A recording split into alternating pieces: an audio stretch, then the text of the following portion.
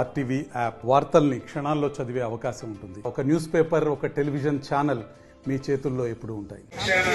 అనేక చట్టాలు తీసుకొచ్చి కార్మికుల కోసం అనేక సంస్కరణలు తీసుకొచ్చి కార్మికుల్ని కాపాడి రక్షించి వాళ్ళ పని గంటల పెంపుకు వ్యతిరేకంగా జరిగినటువంటి పోరాట స్ఫూర్తిని ఈ దేశంలో సమున్నతంగా నిలబెడుతున్నది కూడా కాంగ్రెస్ పార్టీ అని చెప్పేసి సందర్భంగా తెలియజేస్తూ ఈ రాష్ట్ర ముఖ్యమంత్రి గౌరవనీయులు రేవంత్ రెడ్డి గారు కార్మిక పక్షపాతి, కార్మికుల కష్టాలు తెలిసినటువంటి వ్యక్తి, కార్మికుల జీవితాలను అర్థం చేసుకుని స్టడీ చేసినటువంటి వ్యక్తి, ఈ దేశంలో ఉండేటువంటి నాయకుడు రాహుల్ గాంధీ గారు దాదాపు వేలాది కిలోమీటర్ల పాదయాత్ర చేసి కార్మికుల, కర్షకుల, రైతుల, కూలీల, సంపన్న వర్గాల కన్నీటి కష్టాన్ని చూసినటువంటి వ్యక్తిగా వాటి పరిష్కార మార్గం కోసం అన్వేషిస్తున్నటువంటి వ్యక్తి ఈ దేశ నాయకుడిగా కాంగ్రెస్ పార్టీకి ఉన్నాడు.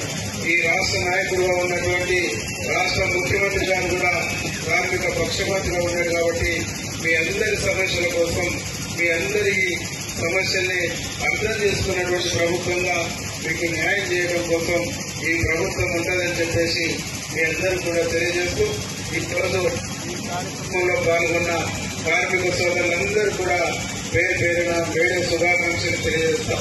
ఈరోజు మనం ఒకటే అందరూ రేవంత్ రెడ్డి గారు, అట్లాగే పెద్దలు రాహుల్ గాంధీ గారు ఈ దేశంలో కులగణన జరిగితేనే, బీసీ కులగణన జరిగితేనే, బీసీ కులగణన చేపడితేనే ఆయా వర్గాలలో ఉండేటువంటి పేదరికం, అట్టడుగున ఉన్నటువంటి వాళ్ళ ఆర్థిక స్థితి తెలిస్తేనే ఈ దేశంలో, ఈ రాష్ట్రాలలో ప్రవేశపెడుతున్నటువంటి బడ్జెట్ వాళ్ళ అభ్యున్నత కోసం ప్రవేశపెట్టడానికి దోహదపడుతుంది.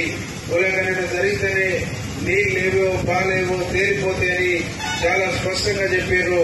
ఈ వాదనకు భయపడి ముఖ్యమంత్రి గారు తీసుకున్నటువంటి గొప్ప నిర్ణయాన్ని తట్టుకోలేక దేశంలో రాహుల్ గాంధీ గ్రాఫ్ను చూసి ఈరోజు దిగి వచ్చి మెడలు వంచుకొని బీజేపీ కూడా కులగణన చేస్తామని చెప్పక తప్పలేదనే ఒక సత్యాన్ని ఈ సందర్భంగా గుర్తు చేస్తాం.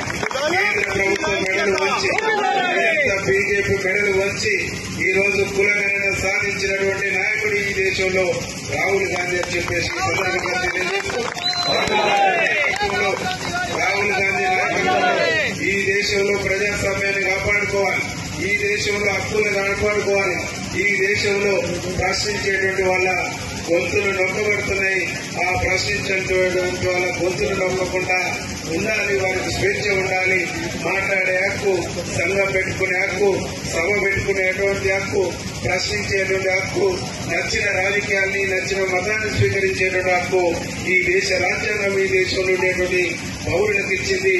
దాన్ని పరిరక్షించుకోవాలి, కాపాడుకోవాలంటే ఈ దేశంలో రాహుల్ గాంధీ నాయకత్వాన్ని, ఈ రాష్ట్రంలో గౌరవ ముఖ్యమంత్రి రేవంత్ రెడ్డి గారి నాయకత్వాన్ని బలోపేతం చేసుకుని ప్రజాస్వామ్యాన్ని పరిరక్షించుకొని ప్రజాస్వామ్యాన్ని కాపాడుకోవాల్సినటువంటి బాధ్యత మనందరిపైన ఉందని చెప్పేసి తెలియజేస్తూ మీ అందరికీ మరొకసారి ధన్యవాదాలు తెలియజేస్తూ ముగిస్తాం.